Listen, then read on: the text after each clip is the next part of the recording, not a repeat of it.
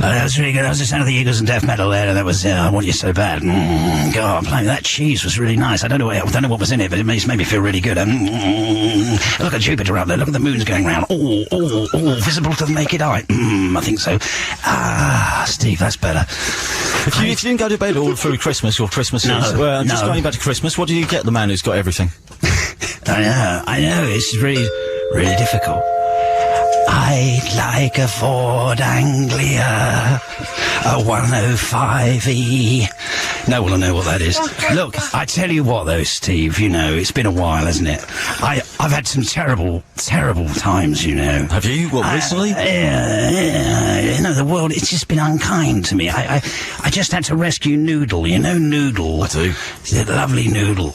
She got taken away by hobgoblins and demons and to an underworld, and I had to go and rescue her. It was because of some dodgy deal that they said I did, and I had to go. So I've been doing all that, and I lost a lot of money, Steve. Did you? How did you lose your money? I don't even. I did this guy Bernie Madoff. That's his name. He's got this kind of Ponzi pyramid scheme, you know. You know, heard of the sort of pyramid scheme? Pyramid scheme? Yeah, man. You know, I lost about $3.5 billion. So I gave him the money to buy some pyramids, you know. So I suppose I should have seen that coming, really. But mind you, having said that, I do own some quite impressive pyramids in Egypt now. I've cut some little steps in and sort of landscaped them and put a rockery in there, Steve. But I'm skint. What good is a rockery when you're skint? I know, because I was expecting you to come in here with a huge entourage, having all the trappings of a proper rock and roller. I have come in here with a huge entourage, but unfortunately it broke down on the A1. Where's my cymbal crash? Sorry. The 427 to Peterborough is now an onion. Anyway, Steve, next music? Yes, please. Right. Yeah, this is actually, no, serious, let's bring it all back down again, because people out there might be quite disturbed by what's going on. This is an old, it's by a French Renaissance composer who died in 1847, and again in 1839. So he's quite an extraordinary guy. No, actually, it was released in 77, and it's Plastic Bertrand. This stuff Damon's been playing, it's all very well, you know. It's not, is it? It's not kind of, is it? You know. Isn't it? What? No, it's not. No. I don't think it is. Is it? But this is, Steve. Let me tell you, this is. This is Plastic Bertrand and C'est Plan pour moi.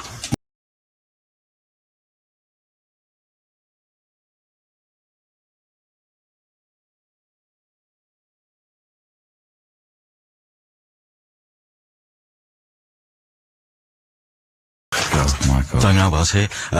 So what have you got coming up next? Right, well, I'm going to play some African music now, and what I thought was that I should play stuff like that Zane's been playing over the last, whatever it is, 6-8 months, I don't know, I can't remember.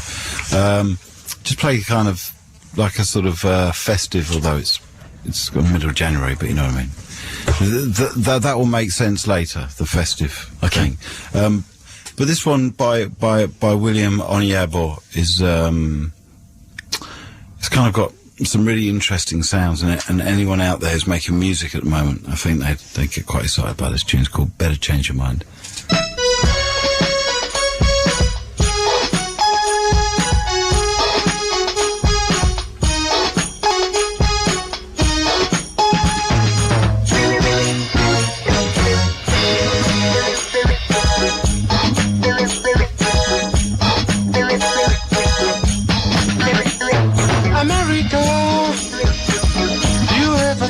this world is yours? And you, Russia, hey, yeah, you ever think this world is yours? You, China, you ever think this world is yours?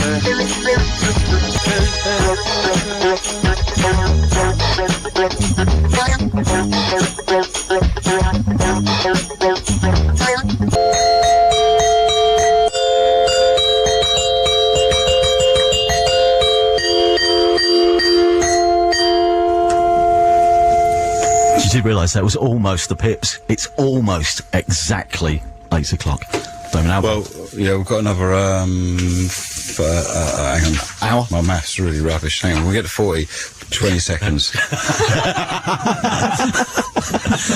Just very, very quickly say this is the best radio I've ever heard. That's a text from Ruth. And also this from Scott in Birmingham, which I'm going to mention because it leads us quite nicely into the next bit of tonight's show.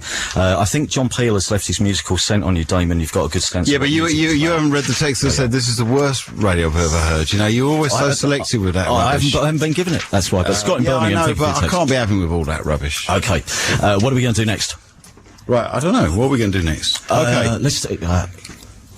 Go back. Go back in time. Something which I know is very important to you, this. Well, this is important because it involves John Peel.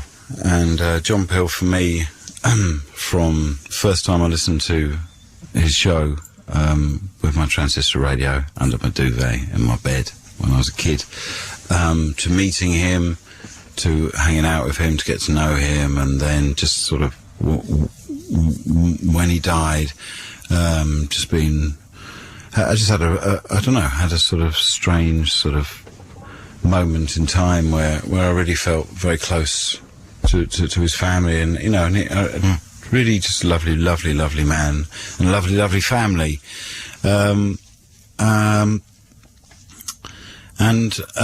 he recorded, as I say, just on the other side of the studio, and I used to come in here and talk to him, and I just really liked him, and we were very lucky. In fact, it was one of the highlights of being in Blur was when we got to go to Peel Acres and play. It was just such a sense that we kind of arrived where we'd wanted to start off from. So here's a little bit. I think someone's kind of been diligently trying to edit the program that we were on. And so they put little bits of him chatting and us and a couple of tunes. So, you know, this is what we used to sound like a bit, and next summer, well, no, not next summer, actually, it's a lot closer than that, isn't it? I'm in denial. It's true. So, yeah, it's kind of good to listen to this and kind of realise what I've got to really work hard to get back to this level. Okay, from May the 5th, 1997, let's hear from the great man himself. A few days ago, Blur came to our house, played football, had a look around the house, drank tea, played some tunes, had some food, then went home. It was an astonishing day. Let me tell you all about it. Grandma, taking out my daughter because she got your daughter. What a lot of easy all the time, but I'm never sure what I need you. Please let you.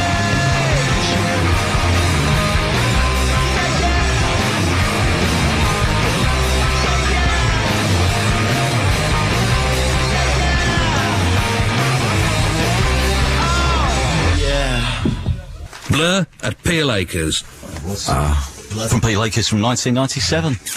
Amazing day out. God bless him. I remember Graham walking past that huge... He had a dustbin full of demos. Do you remember this? In his little room. Yeah. Two things I remember about Peel's room. One, he had all those Fall records by his record player. And one was he had this huge dustbin full of demos. And Graham walked past and said, yeah, we sent you a demo. And Peel just looked at this huge, you know, just bin full of demos and went... Probably still in there. Yeah, but it was Seymour. Oh, it would have been Seymour back in the day. There you go. It's Damon Albarn and Friends on Radio 1. What's next? Damon Albarn and Friends. I don't know what radio station that comes from, but I don't know if it's Radio 1. Right, onwards we go. What are we going to do? I don't know where we are. Come on.